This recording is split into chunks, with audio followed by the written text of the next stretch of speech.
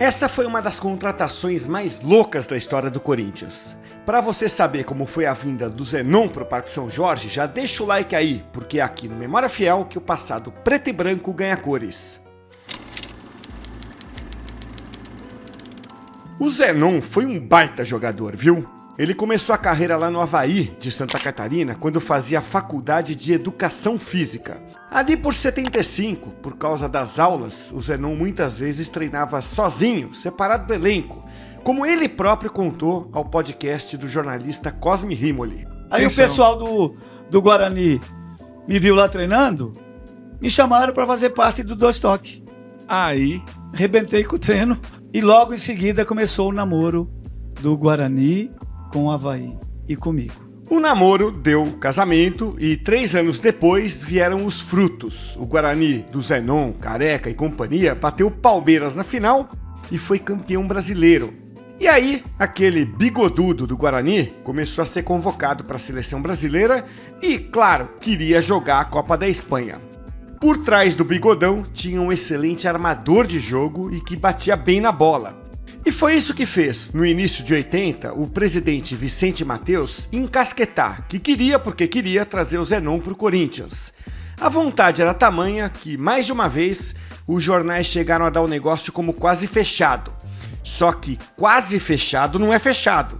E os árabes chegaram com um caminhão de dinheiro e levaram o Zenon, que antes de dizer sim, até foi pedir conselho para um velho amigo dele, que conhecia muito bem a Arábia Saudita, um tal de Rivelino. O que era lá? Como é que era a cultura deles? Eu segui a cultura deles. Então ele falou, vai cara, vai ganhar teu dinheiro, não pense em seleção brasileira. Esse foi o conselho que ele me deu.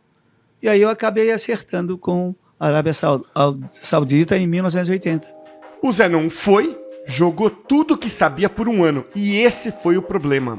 O príncipe árabe que dava as cartas no Nacional de Jeddah ficou mal-humorado quando descobriu que o Zenon era um 10 clássico e não um centroavante matador. Eu não sei como se fala "vende esse cara" em árabe, mas foi isso que o príncipe disse. A notícia chegou aos ouvidos do presidente do Corinthians, que pegou o primeiro avião e foi encontrar o tal príncipe em Londres. E de Londres ele viajou para a Arábia Saudita, era fevereiro de 81. Eu chego um dia do treino lá da Arábia, do meu time Arli, né? Que lá a gente treinava à tarde, né? Aí eu chego em casa, vejo um velhinho sentado no meu sofá. Um velhinho, rapaz. Eu falei, mas que é esse velhinho? Eu conheço esse velhinho, não sei de onde, cara. Aí eu falei, Vicente Mateus. Ele falou, sou eu mesmo, Zenon. Arruma a mala que nós vamos embora amanhã. O Corinthians teve que pagar $600 mil ao Nacional de Jeddah. Se hoje mandar dinheiro para o exterior já é complicado, imagina há mais de 40 anos. O Mateus então ligou para o ministro do Planejamento, Delfim Neto, que ajudou a agilizar a transferência do dinheiro e o martelo foi batido.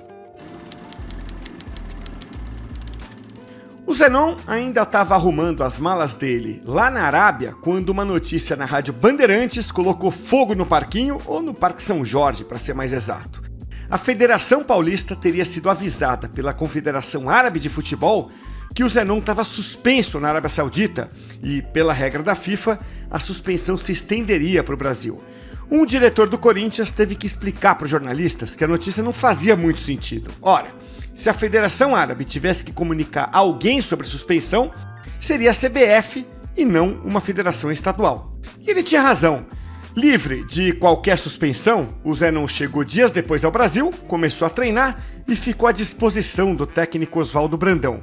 Mas olha, se o Zenon soubesse o que o aguardava no Corinthians, ele talvez tivesse preferido aturar o mau humor do príncipe e ficar por Jeddah mesmo. Porque logo na estreia, ele viu o Santa Cruz enfiar 4-1 em pleno Pacaembu pela segunda fase da Taça de Ouro, Brasileirão da época. A bola veio da direita, levantada quase junto à linha de fundo, quase que completamente à vontade, Dario.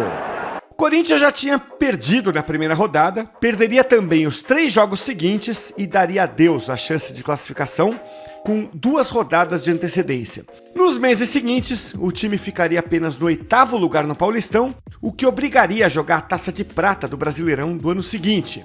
Mas o pesadelo foi temporário. Apesar de não ter ido para a Copa do Mundo, o Zenon ajudou o Corinthians a se reerguer e foi recompensado com o Bicampeonato Paulista de 82 e 83. Ele seguiu firme como titular até janeiro de 86, quando o Corinthians foi jogar na Vila Belmiro o torneio de verão com o Santos e o Grasshopper da Suíça. Eu fui titular, nós ganhamos esse torneio, eu fui campeão, mas o técnico disse que eu não fazia parte do plano dele. O técnico em questão era o Rubens Minelli. Se sentindo desprestigiado, o Zenon e a diretoria do Corinthians aceitaram a proposta do Atlético Mineiro. Mas esse desfecho melancólico foi o de menos, viu? Porque o que veio antes dele foi uma passagem marcante do Zenon pelo Corinthians. Foram 304 jogos, 60 gols e o Bicampeonato Paulista no currículo. Para fechar, coloca o dedo no like aí com a mesma classe com que o Zenon colocava a bola no ângulo.